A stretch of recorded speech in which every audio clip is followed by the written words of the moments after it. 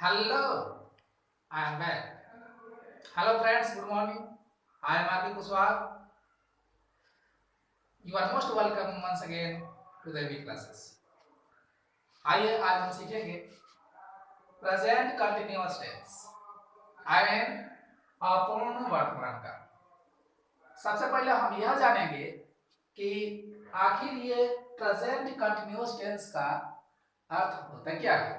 मतलब कंटिन्यूअस का मतलब होता क्या है। तो कंटिन्यूअस आइए देखते हैं।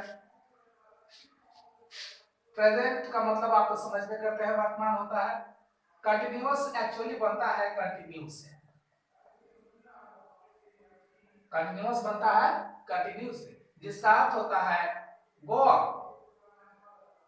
आई मीन गोइंग ऑन, मतलब जारी रहना, जारी रहना यानी लगातार। यानी जब क्रिया लगातार हो रही होती है तो हम समझते हैं कि प्रेजेंट कंटिन्यूअस टेंस के वाक्य हैं या इस टेंस में सेंटेंस को बनाया जाएगा। सबसे पहले हम इसको आइडेंटिफाई कर ले। आइडेंटिटी पहचान, यानी किसी भी सेंटेंस को जब हम बनाते हैं तो सबसे पहले उसका पहचान होना बहुत जरूरी है कि आखिर यह किस सेंटेंस में है, किस टेंस में है और किस स्ट्रक्चर्स पर इसको हम ट्रांसलेट करेंगे, इसको फॉर्म करेंगे। सबसे पहले हम इसको देखते हैं। आइडेंटिटी पहचान, क्रिया के अंत में रहा है, रही है, रहा हूं, रही हूं, रहे हैं इत्यादि शब्दांश लगे रहते हैं। यानी जब हिंदी वाक्य के अंत में क्रिया के बाद रहा, रही जैसे शब्द रहे तो अक्सर प्रेजेंट कंटिन्यूअस टेंस में इसे माना जाता है। The way of forming present continuous tense, यानी बनाने का जो तरीका होता है, वेज मतलब तरीका। सबसे पहले हम इसका एक उदाहरण देते हैं। अफर्मेटिव सेंटेंस, ये है हमारा अफर्मेटिव सेंटेंस, ये affirmative sentence. Yes, affirmative sentence का मतलब ये हो गया कि सकारात्मक हो। Subject is am are before plus subject plus other word plus full stop. इस पे एक हम सेंटेंस देखते हैं। पहले सेंटेंस देखते हैं। यह है, जैसे मान लीजिए कि वह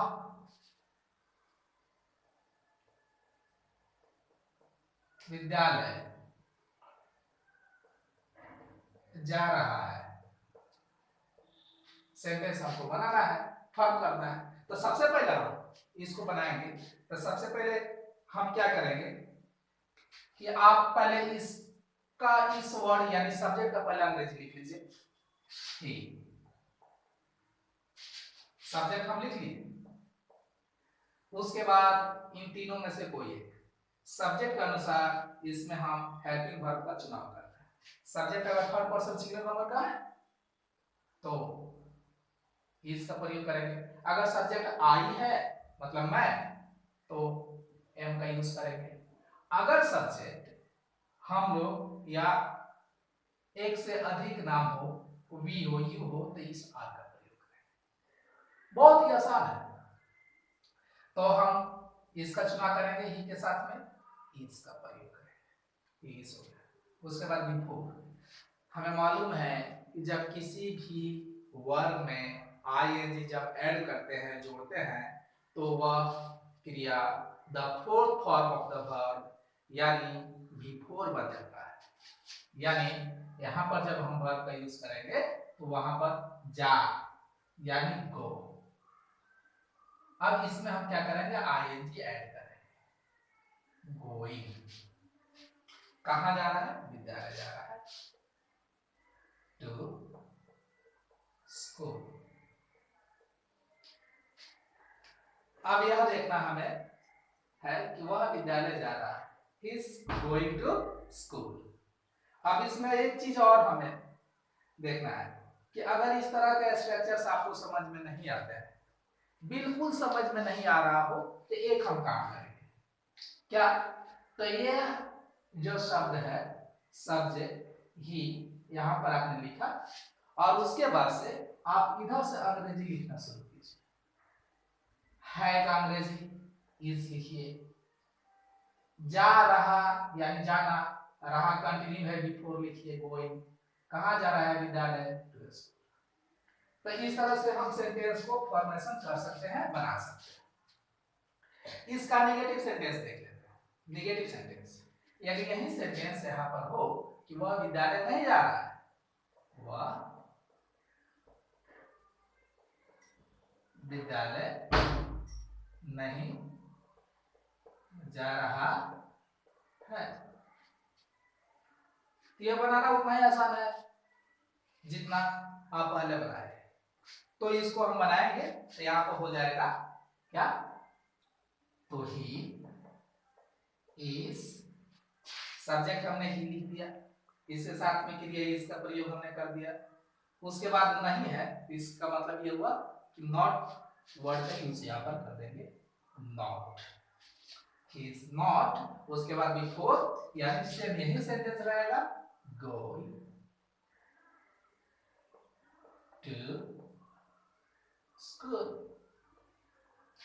ये बहुत ही आसान।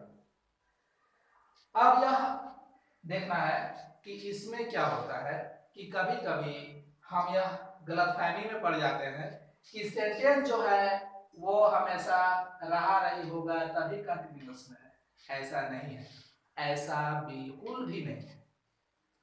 हम कंटिन्यूअस में सेंटेंस तभी मानते हैं जब क्रिया लगातार हो रही होती है, चाहे वो क्रिया किसी तरह से भी है। Because I am standing here, मैं यहाँ खड़ा। तो इसका मतलब यह हुआ कि इसमें रहा रही है, वह बैठा है, he is sitting, मतलब उसका बैठने की क्रिया हो रही है। वह सोई हुई है, she is sleeping, यानी उसको सोने की क्रिया लगातार हो रही होती है। तो आइए हम इसमें देखते हैं कि जैसे मान लीजिए कि यहाँ पर कि वह खड़ा है, वह खड़ा है।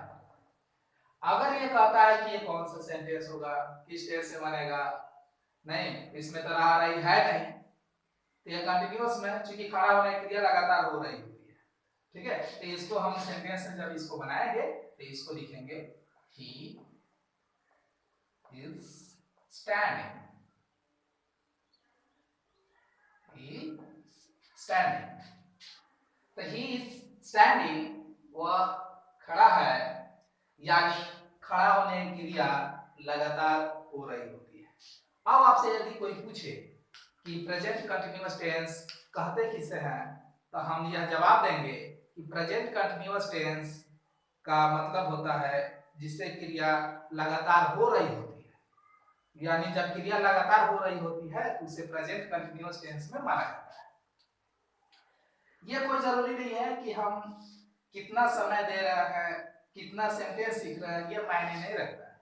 मायने यह रखता है कि हम कितना समय में कितना समझ पा रहे हैं, मतलब कितना हम अंडरस्टूड हो रहे हैं, कितना हम अंडरस्टैंडिंग कर रहे हैं। तो यहाँ पर हमने देखा कि कंटिन्यू का मतलब होता है लगातार, इसी कंटिन्यू से यह कंटिन्यूअस बना हुआ है और प्रेजेंट के साथ में जुड़ा हुआ है। तो प्रेजेंट कंटिन्यूअस टेंस मतलब वर्तमान में, अभी में, इस समय में कोई कार्य अभी इसी क्षण हो रहा होता है, उसको हम कंटिन्यूअस टेंस में मानते हैं। इसका आइडेंटिटी तो आपने जान लिया कि रहा रही जैसे शब्द उसमें लगे रहते हैं। इसका फॉर्मेशन हम हेल्पिंग वर्ब के साथ में बिफोर का यूज करते हैं। प्रेजेंट टेंस के बी ग्रुप के हेल्पिंग वर्ब इज एम का यूज करते हैं सब्जेक्ट के अनुसार। अब इसमें यह देखना जरूरी है कि हम बिफोर बनाते कैसे, यानी जब वर्ब में, किसी भी मेन वर्ब में, जब मेन वर्ब के अंत में सिंगल, कोई भी सिंगल कॉन्सोनेंट हो, तो उस कॉन्सोनेंट को डबल करके उसके पहले कोई एक वोवेल होना चाहिए, उसके पहले कोई एक वोवेल हो तो उस कॉन्सोनेंट को डबल करके तब आईएनजी जोड़ करके हम बिफोर बनाते हैं। फॉर एग्जांपल, जैसे कि मान लीजिए कि यहाँ पर सीट, ये टी कॉन्सोनेंट है, इसके पहले एक आई वोवेल है, तो इस टी को डबल कर देंगे, उसके बाद आईएनजी जोड़ेंगे, उसके बाद ये बिफोर हो जाएगा। सिटी। उसी तरह से जिस मेन वर्ब के अंत में सिंगल ई हो, तो इस ई को आई में बदल देते हैं, तब आई ये जी छोड़ करके हम B4 बनाते हैं, ये B4 बन गया।